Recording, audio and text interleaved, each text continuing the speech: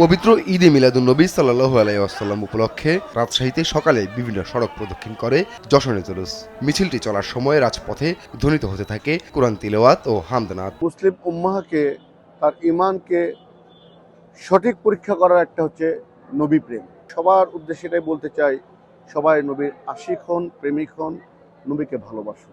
সিলেটে বাংলাদেশ গাউসিয়া কমিটির উদ্যোগে হযরত শাহজালাল রহমতুল্লাহ আলাহির মাজার এলাকা থেকে বের করা হয় বিশাল যশনের জুলুস।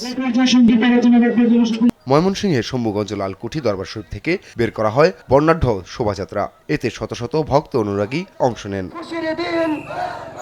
পঞ্চগড় সরকারি অডিটোরিয়াম থেকে বের হয় শোভাযাত্রা। পরে হলরুমে মহানবীর জন্ম ও ওফাত নিয়ে হয় আলোচনা সভা।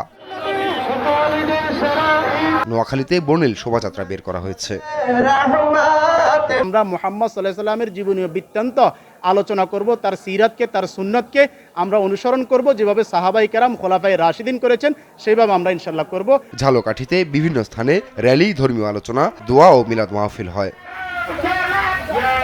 এছাড়া খাগড়াছড়ি, ফেনী, সিরাজগঞ্জ সহ বিভিন্ন জেলায় হয় নানা আয়োজন। আপন অপু, নিউজ ডেস্ক, দেশ টিভি।